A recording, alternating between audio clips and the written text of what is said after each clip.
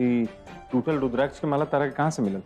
हम जब ऊपर से फिसल के गिर गए रहनी कि आधा टूटल रुद्राक्ष के माला वही जब पड़ल मिलल। ध्यान से देखी सब लोग, ये आधा टूटल रुद्राक्ष के माला केहू और के ना बल्कि यही परिवार में से केहू एक सदस्य के बा।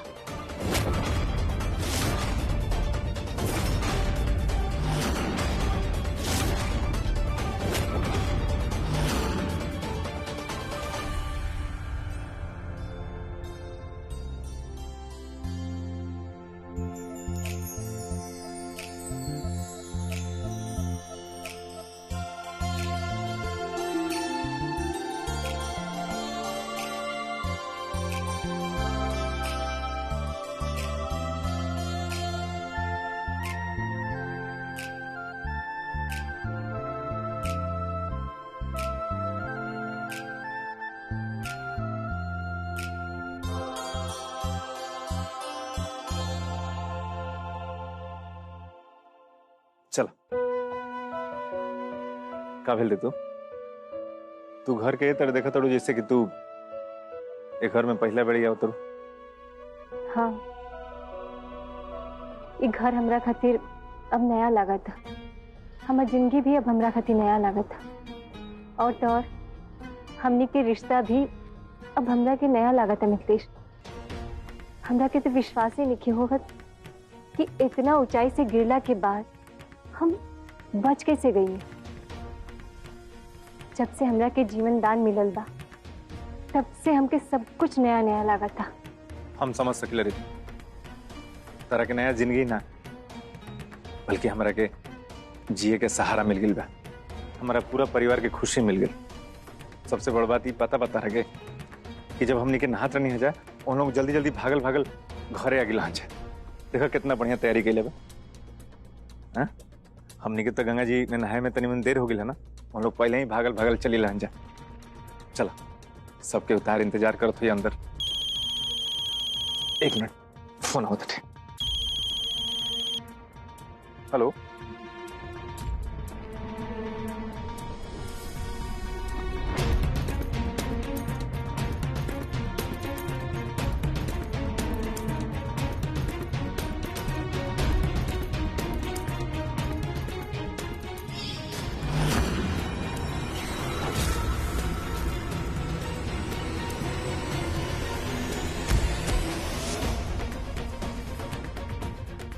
पहले और अब में बहुत अंतर बा मिथिलेश। पहले हमरा के लागत रहे कि ये घर के सब लोग हमरा से बहुत प्यार करेले, लेकिन अब हम जान गइल बानी कि यही घर में से केहू बा जे हमरा के जान से मारी के कोशिश कइलस।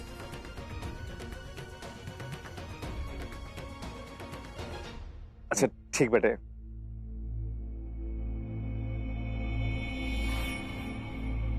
चला सबके उतार रहा है देखो तो। चला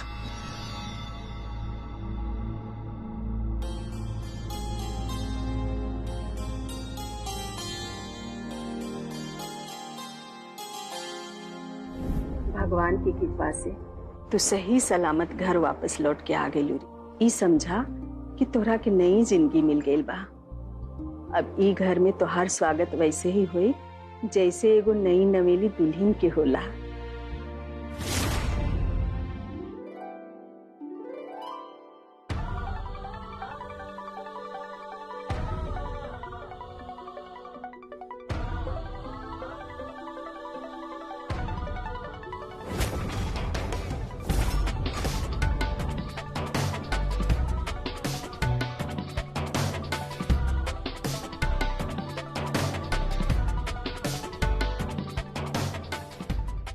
हाँ अम्मा जी, अब जब हम जिंदा लौट आइल बानी तब हमार स्वागत तो होखबे करी ना, लेकिन ऐसे मीठ मीठ बोल के स्वागत से रुआ ऊपर हमार शक कम ना हुई।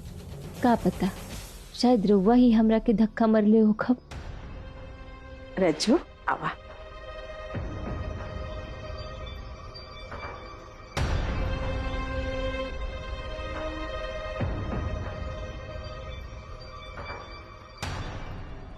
चाची जी, जौवा के तो हमरा से बहुत शिकायत रहे ना, कहीं ऐसा त ना कि जौवा ही हमरा के धक्का देले बानी।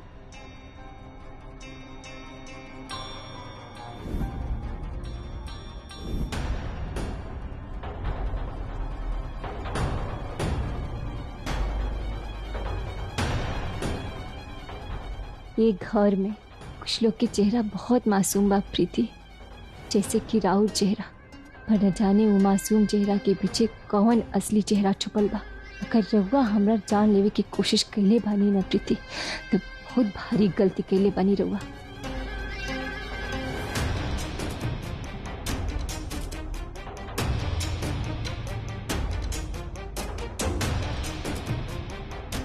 अब भले हमनी के दोस्ती हो गई बा नागेश, लेकिन पहले हमनी दोनों में 36 के आंकड़ा रहे।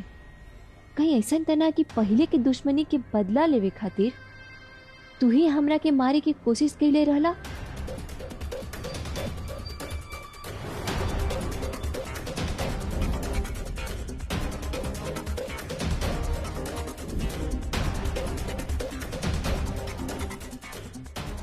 तहरा लगे तो हमरा के मारे के वजह भी रहे गोपाल, काहे कि हम पूरा परिवार के सामने धर पोल खोले वाला जे रहनी।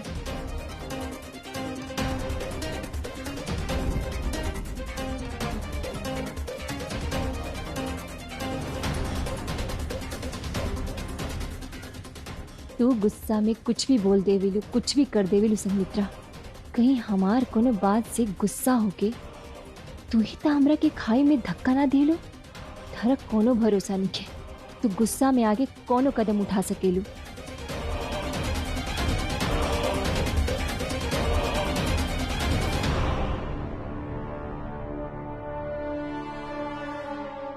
चूंकि हम धक्का देवे वाला के चेहरा ना दिखनी, यही से हमरा के शक त रउआ ऊपर भी होता मिथिलेश।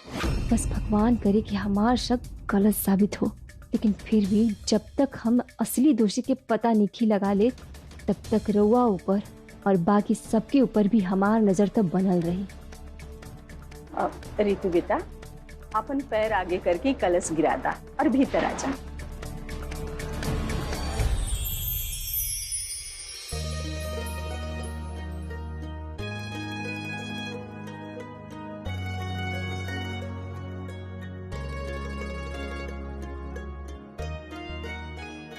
माई, तू रितु के पूरा रस्मो रिवाज के साथ घर में गृह प्रवेश कर चाहत रहलू ना, तो तू अपना हिसाब से सब रस्मो रिवाज के साथ कुल कल हेलू। अब आगे कैसे कमरा में इनकरा के लेके जाए के बाटे, ये हमरा हिसाब से हुई। ठीक बा।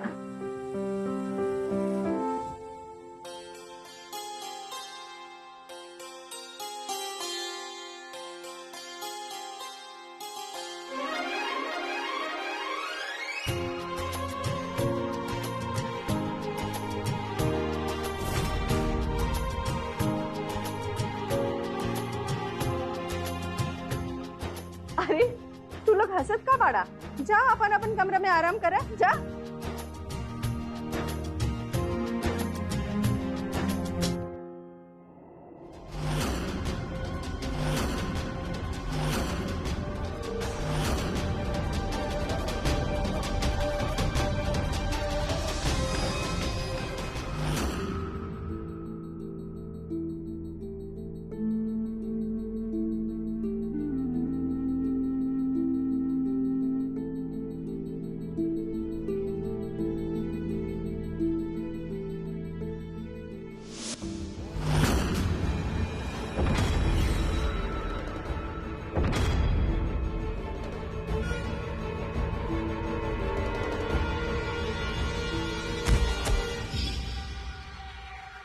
जंगल में जे भी हमरा के मारे की कोशिश कैलस,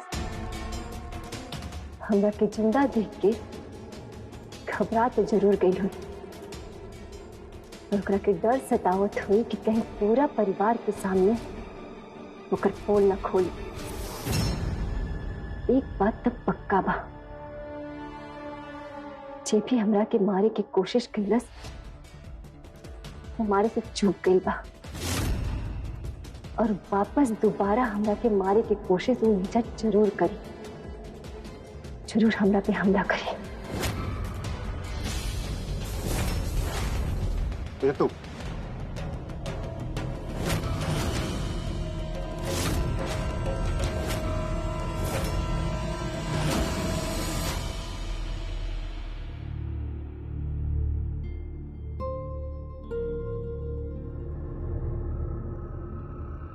आंटी जी। अरे आप मुझे देखकर ऐसे घबरा क्यों गए? नाना, हम काहे घबराए? का काम बा?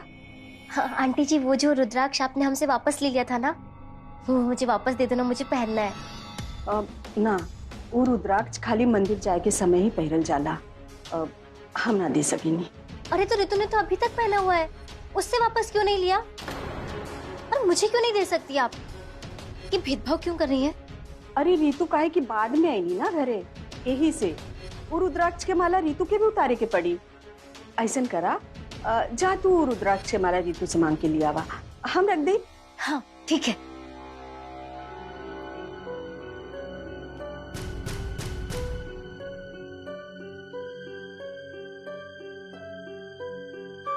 जी कुछ भी करता नहीं,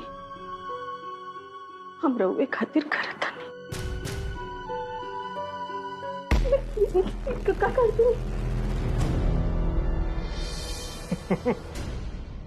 डेरा के लुका तू पसीना निकल गेल। अरे हम मजाक करत रही। हाँ, ई हवे चाकू तारा खातिर। हमरा खातिर का है? तारा खातिर काहे काहे खातिर की टन टन ई बाटे केक और ई बा चाकू। तारा के केक के अपना हाथ से काटे के बा। बुझाई? काहे कनु खास मौका बा? खास ना, बहुत खास।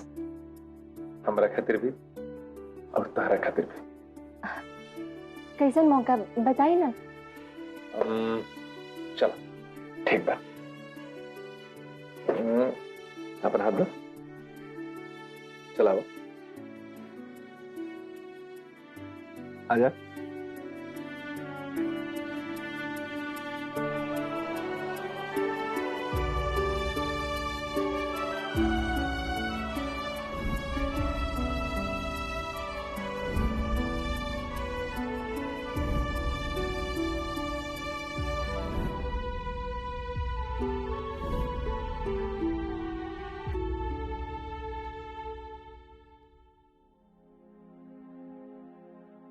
ऋतु, आज हमनी के सुहाग रात हवे। शादी के बाद हमनी के कभी सुहाग रात मनाई ना पैनी जाए, कहे से कि बीच में ऐसा घटना घटल कि कुछ टल गई। आज फिर से हमनी के मिलन के रात बा। आज तो हमनी के सुहाग रात मना के मानल जी, हाँ कि ना? तब यही खुशी में हमें केक लेके आइल बानी तारा खातिर। चलो काटा। चलो। ना ना प्लीज, हमने के सुहाग रात नहीं मना सकत। सुहाग रात नहीं मना सकत मतलब काहे? ये देखिए, ये रुद्राक्ष के टूटल माला की वजह से ही तो हमार जान बचल। हमरा के धक्का देवे वाला इंसान के हम चेहरा तना देखनी, लेकिन वो इंसान के पता लगावे में अब इहे टूटल रुद्राक्ष के माला हमार मदद करी। ऋतु, का सोचे लगलू? हमने के सुहाग रात से ये रुद्राक्ष के का ले देवे बेटे? चलो काटा। देखिए, हम भोलेनाथ की कृपा की वजह से ही बच पाए। यही से हम फैसला के लिए बानी कि हम भोलेनाथ के 16 सोमवार के व्रत करब, और जब तक व्रत रही ना तब तक हम ब्रह्मचर्य के पालन भी करब। अब रहुए बताई, ऐसना में हमने की सुहाग रात कैसे मना सके नहीं जा?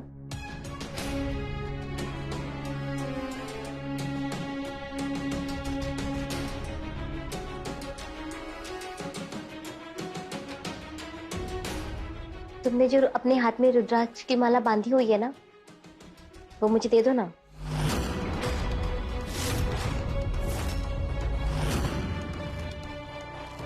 अब काहे? अब मधु आंटी मांग रही है, जैसे उन्होंने हमारे सबके हाथ का रुद्राक्ष का माला ले लिया ना, ठीक वैसे ही।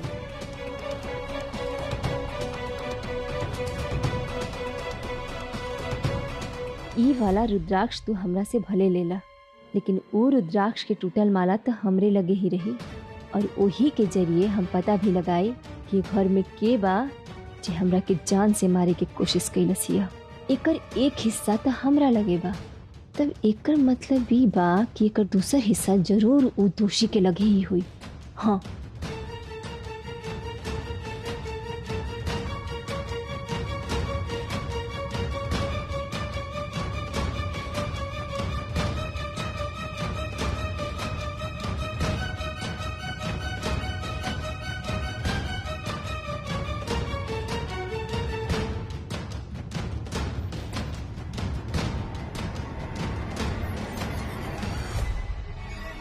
मुझे लगा था तुम्हारे मरने के बाद तुम्हारी जगह मैं ले लूंगी, पर कोई बात नहीं, तुम वापस तो जरूर आ गई रितु।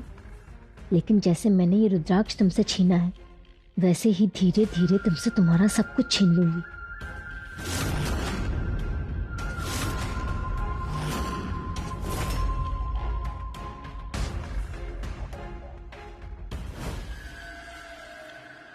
कोनो बात नहीं है। उ रुद्राक्ष की माला से हमरा के कोनो जरूरत भी नहीं है। जौने रुद्राक्ष की माला के हमरा के जरूरत बा उ तबहियो हमरा ही लगे बा। उ रुद्राक्ष के टूटल माला भले आधा बा, लेकिन काम पूरा करी।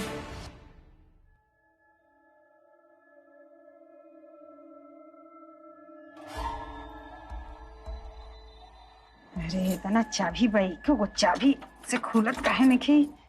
अरे खुलना रे, खुल।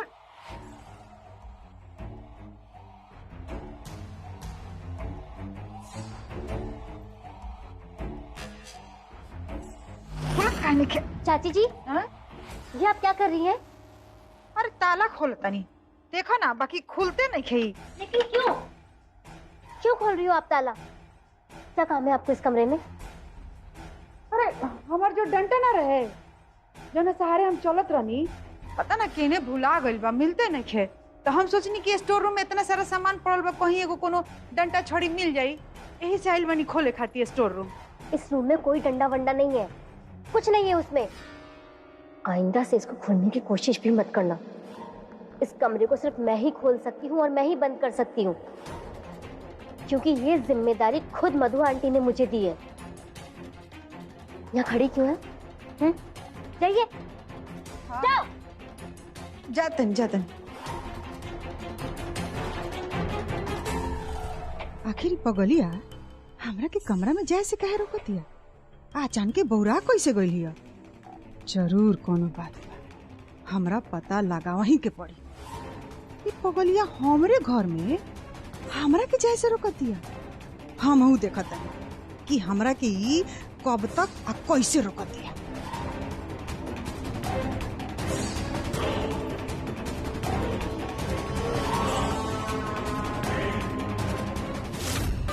का भेल रितु? काहे बोलेलू हमनी सबके यहाँ?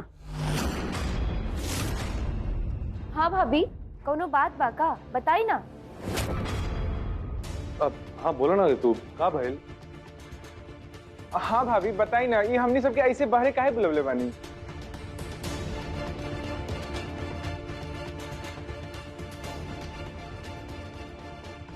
सब केहू के बोलवा के चुप काहे बड़ू? बोला।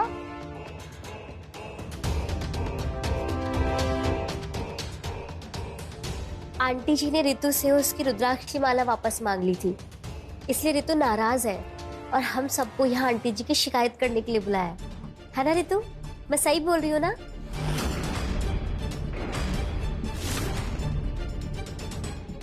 ये लीजिए आंटी जी रुद्राक्ष। वैसे इसमें नाराज होने वाली कोई बात नहीं है रितु, क्योंकि सिर्फ तुमसे ही नहीं बाकी सब लोगों से भी रुद्राक्ष की माला वापस मांगी गई थी। हाँ रितु, सब केहू अपन रुद्राक्ष की माला माई के दे देले रहे। चौवा लोग अंदाजे कोनो बात मत बोली। बात रुद्राक्ष के माला के वापस करे या ना करे की नहीं है। बात बा ये टूटल आधा रुद्राक्ष के माला के।